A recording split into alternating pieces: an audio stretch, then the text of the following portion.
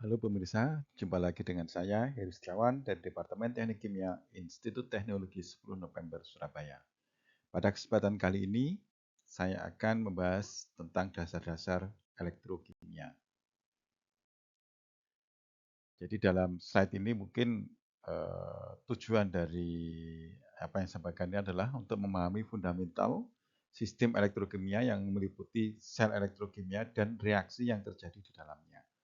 Kemudian menguasai konsep dasar teknik elektrokimia dari sudut pandang termodinamika, kinetika, dan peristiwa perpindahan, memahami berbagai macam struktur elektroda dan teknik elektroanalitika, dan mampu menyaring dan memilih untuk aplikasi tertentu, mengetahui berbagai aplikasi teknik elektrokimia yang meliputi sistem penyimpan dan konversi energi elektrokimia, elektrodeposisi, elektrolisa industri, dan korosi. Nah, pada kesempatan ini yang saya bahas adalah yang pertama, yaitu fundamental sistem elektrokimia yang meliputi sel elektrokimia dan reaksi yang terjadi di dalamnya. Pada dasarnya, elektrokimia mungkin secara umum elektrokimia adalah cabang kimia yang mempelajari perubahan kimia yang terjadi karena aliran listrik atau sebaliknya, produksi listrik dari perubahan kimia. Ini dari sudut pandang elektrokimia. Tapi kalau dari kita sudah masuk ke teknik atau sistem elektrokimia, maka mungkin definisinya bisa sedikit berubah karena tidak hanya melibatkan perubahan ini saja, tetapi ini sudah merupakan aplikasi dari prinsip-prinsip elektrokimia untuk mengembangkan produk atau device yang membutuhkan pertimbangan sistem elektrokimia. Jadi kalau dalam sistem teknik atau sistem elektrokimia atau teknik elektrokimia sudah melibatkan topik-topik lain seperti perpindahan panas, analisis struktur, dan sains material. Jadi secara umum teknik kimia itu pasti ada anoda, katoda, elektrolit, dan dihubungkan dengan beban luar. Bisa sebagai power supply atau pasokan listriknya, atau dia yang menjadi digerakkan oleh listrik karena perubahan reaksi kimia yang ada di dalam sistem selnya. Nah, mungkin sekilas melihat kilas balik munculnya elektrokimia, mungkin kita perlu melihat hubungan antara kimia dan listrik. Yang pertama mungkin bisa kita lihat temuan dari Alessandro Volta pada tahun 1793, di mana Volta menemukan bahwa Volta menemukan listrik dengan cara menempatkan dua logam yang berbeda, misalnya seng dan tembaga, pada sisi yang berlawanan dari selembar kertas basah. Jadi ada kertas basah dipasang ditempeli dengan dua logam yang berbeda, dan itu bisa menghasilkan listrik. Kemudian dilanjutkan oleh Nicholson dan Carlisle Lee tahun 1800. Jadi menunjukkan bahwa aliran listrik dari baterai ini dapat mengurai air menjadi oksigen dan hidrogen. Ya, ini merupakan prinsip dasar, konsep dasar dari elektrolisa air untuk menghasilkan hidrogen, yang saat ini merupakan salah satu teknologi yang paling banyak dikembangkan untuk menuju emisi karbon nol. Kemudian Berzelius tahun 1812 ini mengusulkan bahwa semua atom bermuatan listrik. Jadi hidrogen dan logam bermuatan positif dan non-logam bermuatan negatif. Kemudian Humphrey Davy tahun 1807 ini berhasil membuat unsur natrium dengan elektrolisa leburan natrium hidroksida. Nah, ini yang tonggak sejarah yang juga sampai sekarang masih banyak digunakan hukumnya adalah Michael Faraday tahun 1800-an menunjukkan bahwa adanya hubungan larutan antara jumlah listrik yang mengalir melalui larutan dan jumlah mol yang dielektrolisa. Nah, jadi sudah saya sampaikan tadi, secara umum sel elektrokimia terdiri dari anoda, katoda, bisa ada pemisah, kemudian ada elektrolit, dan ada sirkuit luar. Jadi kalau dalam anoda, misalnya di sini seng, ini sebagai anoda, dia teroksidasi menjadi Zn2+ larut dalam larutan. Kemudian elektron yang dihasilkan dari reaksi ini mengalir ke sirkuit luar melalui kabel menuju katoda. Nah, di dalam katoda, dari katoda dia diterima oleh, misalnya kalau dalam hal ini nih, larutan yang di sebelahnya adalah CuSO4, maka ditangkap oleh CO12 menjadi Cu, yang ini terdeposisi di sini. Ini adalah salah contoh sel Daniel. Jadi reaksi elektrokimia adalah reaksi transfer elektron hidrogen. Jadi melalui permukaan atau antar muka elektroda dengan elektrolit. Dan ini bisa dipisahkan dua reaksinya, yaitu setengah sel anoda dan setengah sel katoda. Nah, jadi karakteristik reaksi elektrokimia adalah reaksi oksidasi dan reaksi reduksi itu adalah dipisahkan. Jadi oksidasi ini anodik dan reduksi ini katodik. Kemudian pemengakan elektron untuk melakukan kerja. Nah, maka karena mengikuti hukum Faraday tadi, pengukuran dari kecepatan reaksi ini bisa diukur dengan mengukur arus listrik, ini dengan mudah ya. Dan yang penting lagi adalah bahwa arah reaksi dan kecepatan reaksi itu bisa dikendalikan dengan potensial, jadi dengan mengatur potensialnya. Nah, pemakaian elektrokimia ini cukup banyak dan setelah munculnya konvensi Paris tentang emisi karbon nol untuk dengan cara salah satunya dekarbonisasi industri, maka sistem elektrokimia ini menjadi sebuah bagian yang penting yang nantinya akan memiliki peran yang diharapkan punya peran yang sangat penting untuk tujuan itu. Jadi pemakaian reaksi elektrokimia ini yang pertama untuk penyimpan dan konversi energi. Ini adalah cara langsung untuk membedakan antara energi kimia dan energi listrik. Bisa dalam bentuk baterai primer dan sekunder, atau sel bahan bakar atau fuel cell.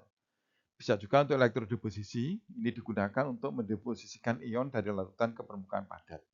Seperti contoh tadi adalah logam tembaga, Cu dapat dihasilkan dengan melarutkan CuO membentuk Cu12, kemudian mereduksi kembali Cu12 menjadi logam tembaga. Korosi ini yang juga sudah merupakan masalah yang cukup lama dan bertahun-tahun ini selalu terjadi karena adanya reaksi elektrokimia. Dan juga yang terakhir mungkin yang penting adalah produksi kimia. Nah, pentingnya sistem elektrokimia mungkin salah satunya bisa digambarkan dengan siklus hidup logam ini, yang merupakan banyak proses elektrokimia terlibat di dalamnya.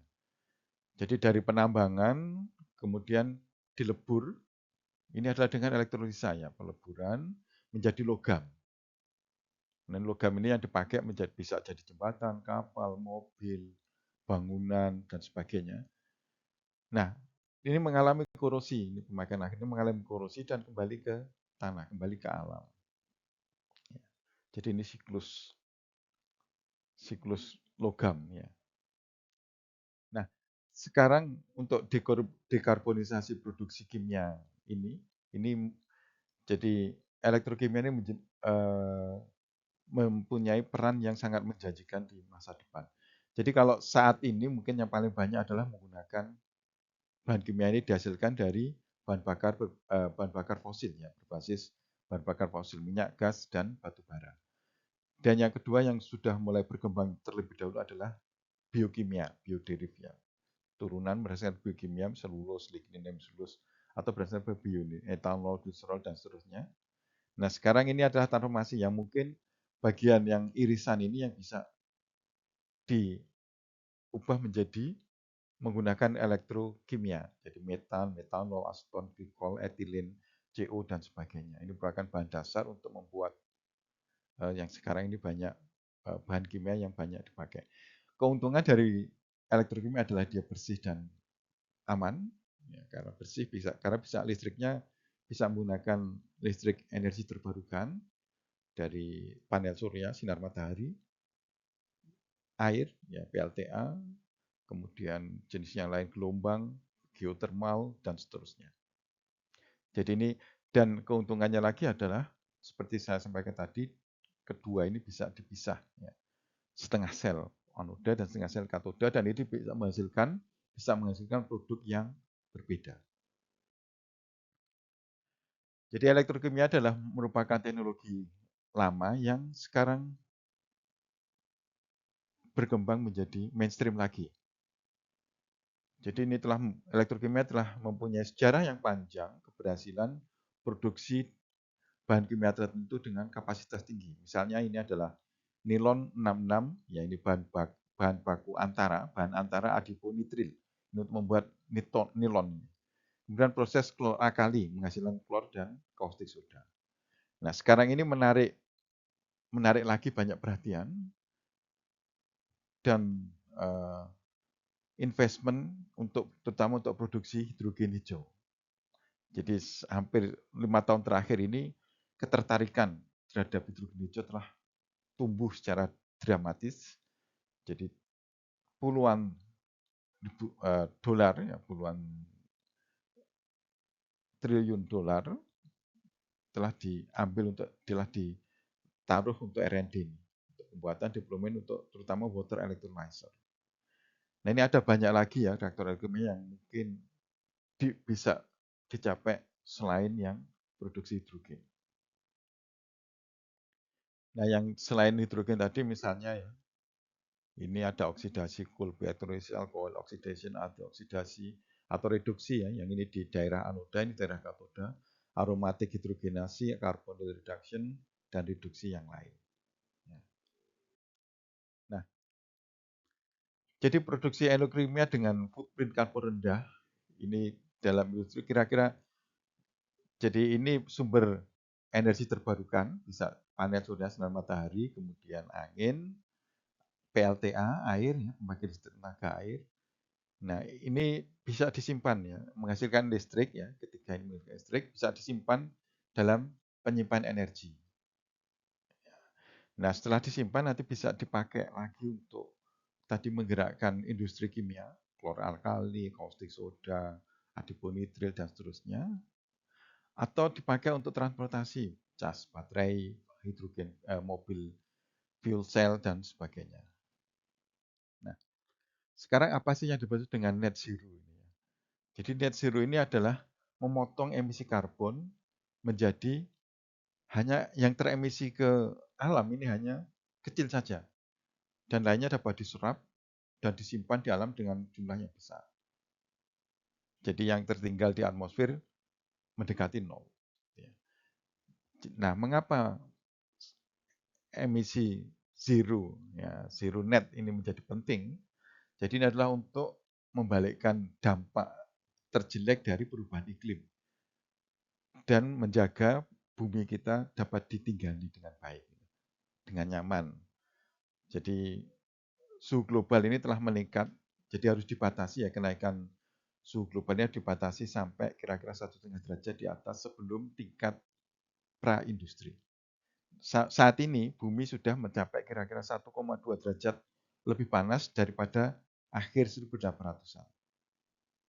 Dan ini emisinya terus bertambahnya. Nah, untuk menjaga pemanasan global tidak lebih dari 1,5 derajat Celcius, seperti yang telah dalam Paris Agreement, emisi ini harus diturunkan sampai 45% sebelum 2030 dan mencapai nol pada 2050. Nah, kemudian kenapa dekarbonasi juga menjadi penting dalam proses industri kimia? Karena emisi karbon dioksida dari pabrik skala industri ini sering paling sulit terbukti sulit untuk diperangi dan tidak ada jejak, dan jejaknya adalah selalu meningkat dari dekade untuk beberapa dekade ke depan. Kemudian beberapa sektor industri, misalnya pembangkit listrik dan transportasi ini dapat dekarbonasi dengan solar, ya, sinar matahari, angin, dan teknologi penyimpan baterai. Sedangkan proses kimia telah ya secara dioptimasi ya sampai saat ini menggunakan bahan bakar fosil, baik sebagai bahan bakunya maupun sebagai bahan bakar. Nah, ketergantungan ini yang menjadikan sektor industri bertanggung jawab terhadap 10% konsumsi bahan bakar ini menghasilkan kira-kira 3 triliun metrik ton CO2 ekuivalen per tahun. Nah, mungkin itu adalah kenapa elektrokimia menjadi bagian yang penting di masa depan untuk dekarbonisasi. Sekarang kita kembali lagi ke elektrokimia. Mungkin mengingatkan lagi Untuk yang sudah belajar kimia tapi lupa listrik, ya, mungkin besaran yang penting dalam elektrokimia, muatan listrik satuannya Coulomb, kemudian potensial dalam volt, kapasitansi dalam farad, hambatan konduktansi listrik Siemens, gaya Newton, tekanan Pascal, energi dalam Joule, daya watt, dan frekuensi Hertz. Ini kalau untuk simbol untuk satuannya ya.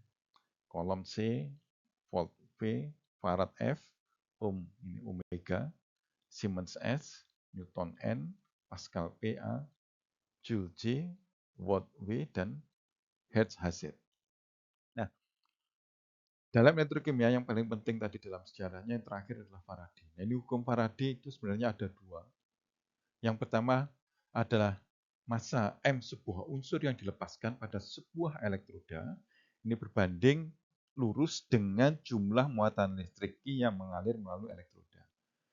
Yang kemudian yang kedua adalah jika jumlah muatan listrik yang sama Q dialirkan melalui beberapa elektroda yang massanya M, unsur yang dibebaskan pada masing-masing elektroda akan berbanding lurus dengan massa atom unsur dan jumlah mol elektron Z yang diperlukan untuk melepaskan 1 mol unsur dari bahan apapun yang sedang dilepaskan. Atau dengan kata lain, singkatnya, massa Z yang bereaksi pada elektroda adalah rasio langsung terhadap massa ekuivalennya.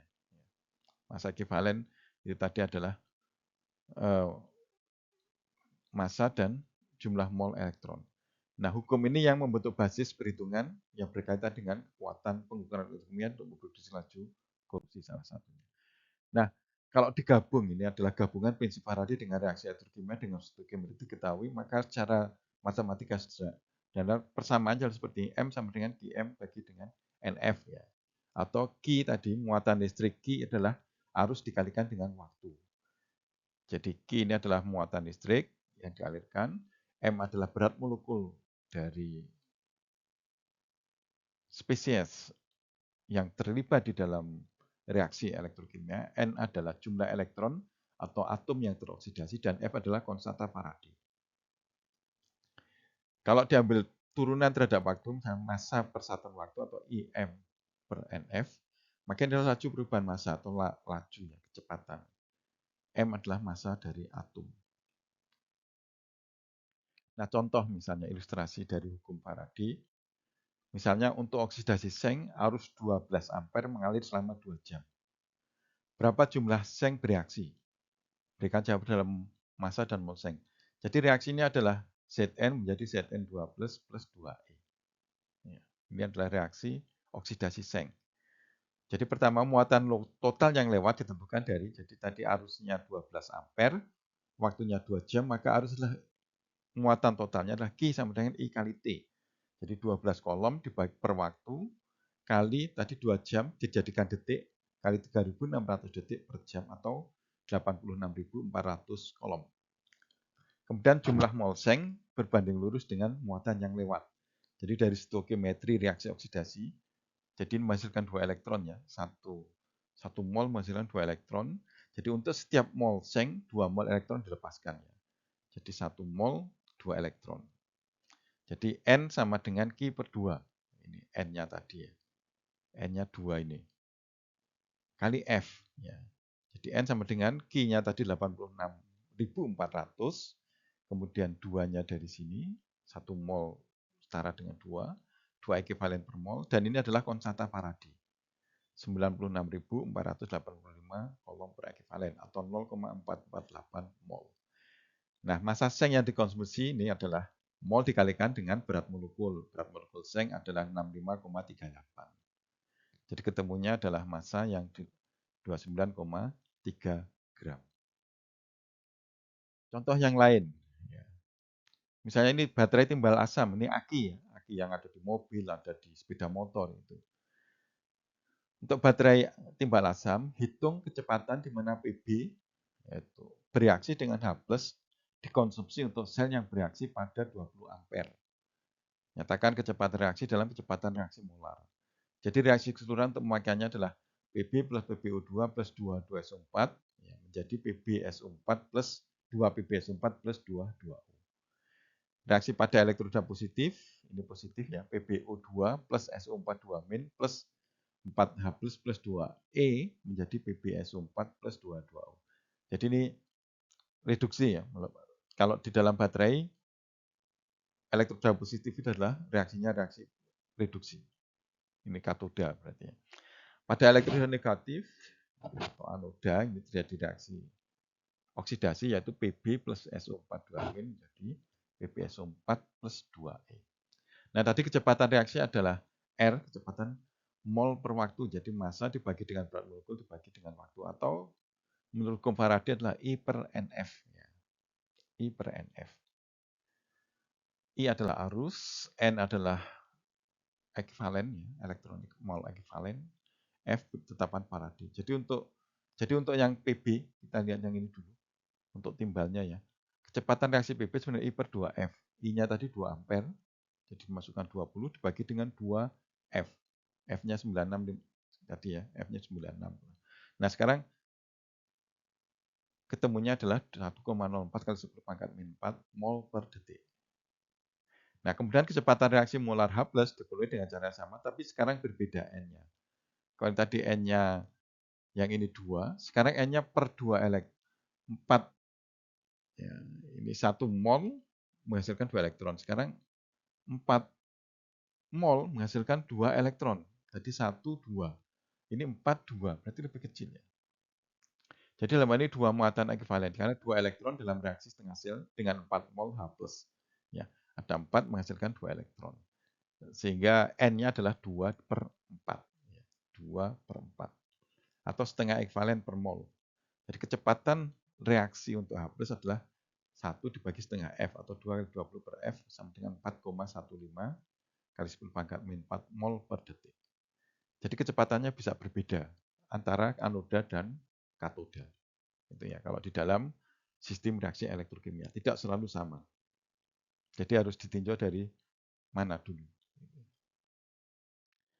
Nah, sekarang yang penting adalah efisiensi Faraday karena arus yang mengalir biasanya tidak semuanya dipakai untuk reaksi. Maka biasanya didefinisikan efisiensi Faraday, yaitu eta F sama dengan jumlah bahan diinginkan yang dihasilkan per jumlah yang dapat dihasilkan dengan kolom yang dipasok. Misalnya kita ingin menghasilkan hidrogen, ya nanti yang dihitung molnya itu adalah mol hidrogennya. Kemudian dihitung berapa sih sebenarnya kalau kita I-nya misalnya 1 ampere dalam 1 jam itu dengan seperti itu, yang kalau menghasilkan hidrogen dengan elektrolis air, seharusnya kalau semuanya dipakai untuk elektrolisa berapa, nah itu yang dipakai sebagai penyebutnya ini. Sedangkan yang benar-benar jadi hidrogen itu yang di atasnya. Maka yang jadi dibagi dengan ideal atau dengan teoritis itu adalah efisiensi. Pasti di bawah 100%. Ilustrasinya kira-kira seperti ini. Jadi misalnya nikel dielektrodeposisi dari bak rendam NiO4. Arus 1,0 ampere dilewatkan selama 3 jam. Dan yang diendapkan, nikel yang diendapkan adalah sebanyak 3,15 gram. Berapakah efisiensi Faraday endapan ini? Reaksinya adalah, jadi Ni2+ direduksi dengan menangkap 2 elektron menjadi Ni. Jadi pertama hukum Faraday. Kita gunakan hukum Faraday untuk menentukan berapa banyak Ni yang mungkin diendapkan dengan 1 ampere dan selama 3 jam ini. Jadi massa sama dengan tadi, hukum Faraday mQ per NF. Q sama dengan I kali T, maka MIT per NF.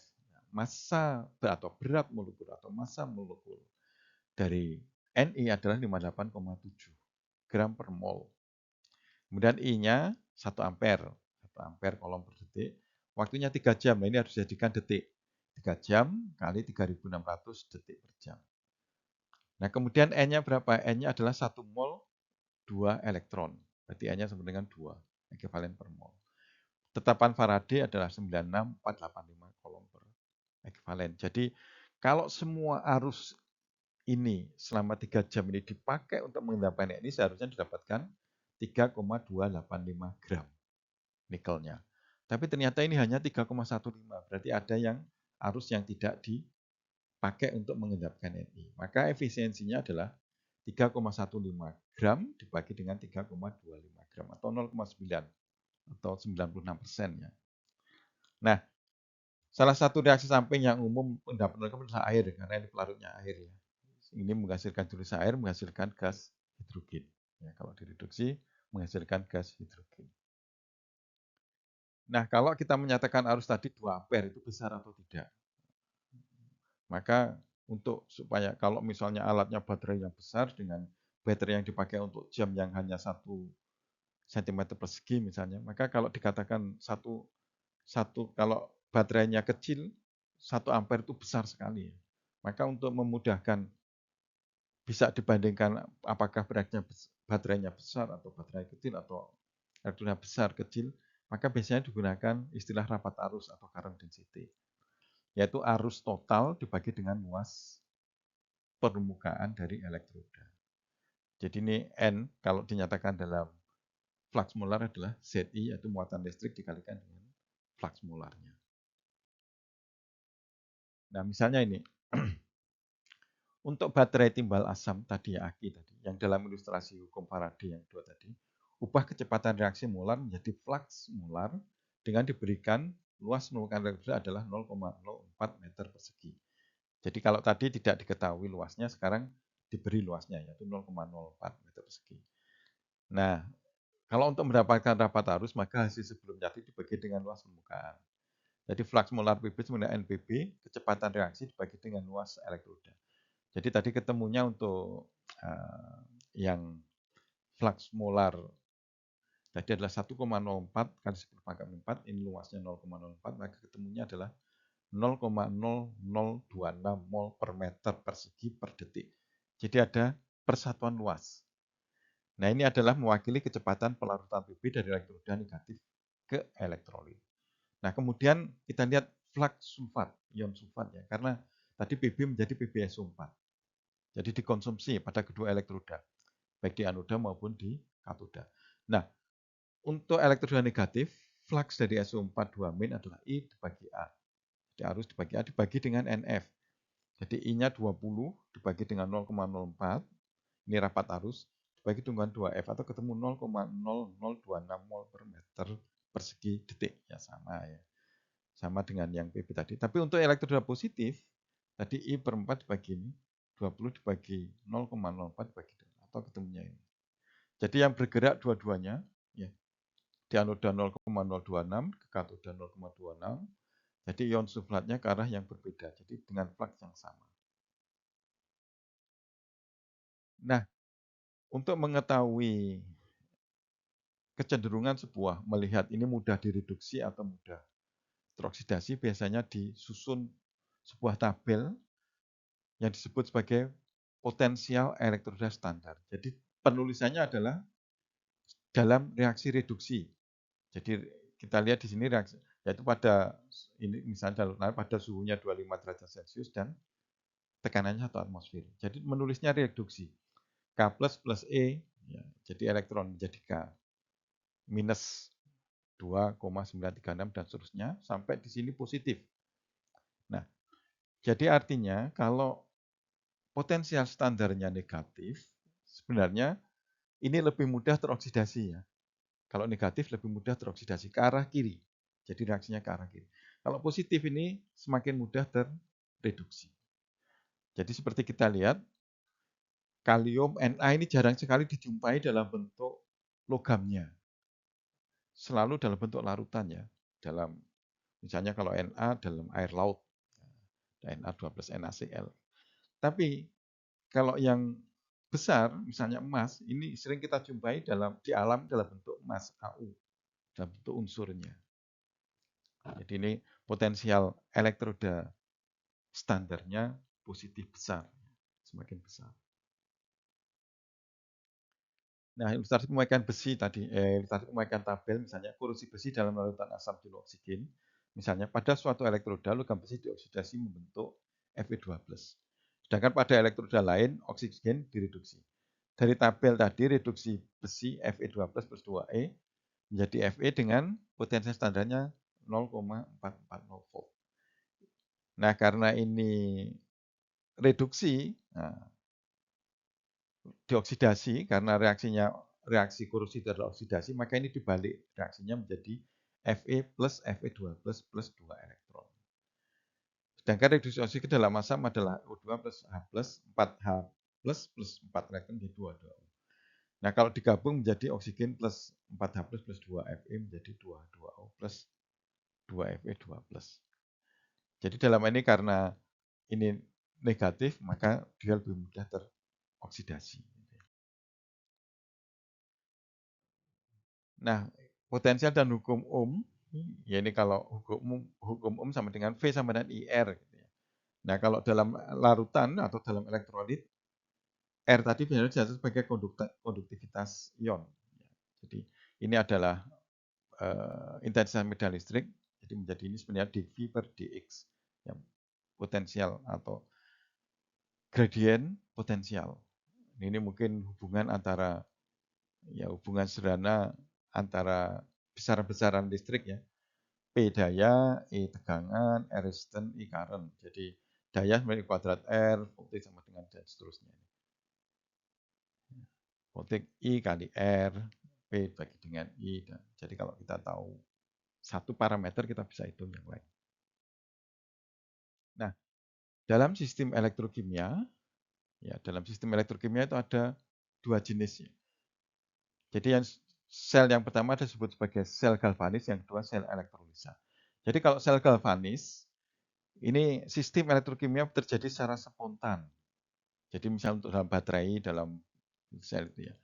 Jadi anoda ini kemudian menghasilkan listrik dan dipakai untuk kegiatan luar, misalnya untuk menggerakkan jam, menggerakkan laptop, HP, dan sebagainya. Sedangkan dalam sistem elektrolisa, sistem selnya diberi daya dari luar, energi dari luar, kemudian menghasilkan reaksi kimia. Jadi ini sel galvanis ini yang untuk reaksi spontan menghasilkan listrik, ini yang menghasilkan produk kimia elektrolisa. Nah, biasanya potensial tadi, potensial versus arus ya. Jadi kalau dalam sistem elektrokimia, kalau potensialnya diubah, maka arusnya bisa jadi berubah. Jadi misalnya kita buat ini potensial, kemudian dirapat arus ya. Nah ini potensial kesetimbangan, berarti dalam hal ini tidak ada reaksi. Jadi reaksi bersihnya 0. Nah titik ini disebut sebagai open circuit potensial. Open circuit potensial. Ini potensial kesetimbangan. Nah kalau potensial tadi dinaikkan, ya, disebut over potensial, dipolarisasi istilahnya, dipolarisasi ke arah negatif, ke arah sini, ya. Ini ke arah positif, maka ini adalah proses galvanisnya, elektrolisa. Prosesnya adalah galvanis. Sedangkan kalau disimpangkan ke arah negatif, ini reaksinya katodik, ya, reaksi reduksi, ini reaksinya adalah terjadi reaksi elektrolisa. Nah, kemudian pada sampai suatu saat, ketika potensial dinaikkan, arusnya tidak berubah. Nah, ini disebut sebagai daerah pembatas arus, ya, arus pembatas. Jadi ini arus pembatas. Tapi kurva kalau di gambar ini simetris ya antara kurva elektris dan polarisasi ketika positif dan negatif. Tapi pada kenyataannya tidak selalu seperti ini ya, tidak selalu simetris. Nah ini salah satu contoh operasi elektrolisa di industri. Ini adalah membuat soda ya, kaustik soda dari NaCl ya, garam.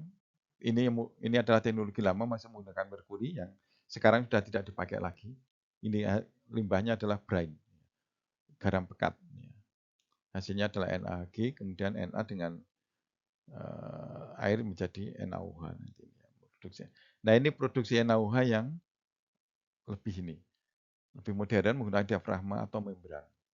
Yang ini yang sekarang banyak dipakai di industri yang saat ini. Kalau ini sudah teknologi lama dan sekarang sudah mulai ditinggalkan. Jadi garam jenuh masuk ke sistem elektrolisa, kemudian dari membran Na plusnya bisa melewati membran diafragma ini, sedangkan si Lm-nya enggak. Maka Na ke sini membentuk NaOH, ini ada air masuk, mengambil NaOH-nya, dan kemudian NaCl encernya keluar. Ya, seperti ini. Oke, jadi ini baru pengenalan tentang sistem elektrokimia, sel elektrokimia dan sistem elektrokimia.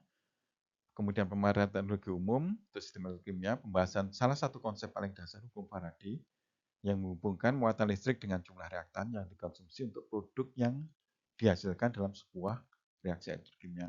Nah, konsep ini penting untuk analisa sistem elektrokimia. Baik, demikian yang bisa saya sampaikan untuk pengantar elektrokimia.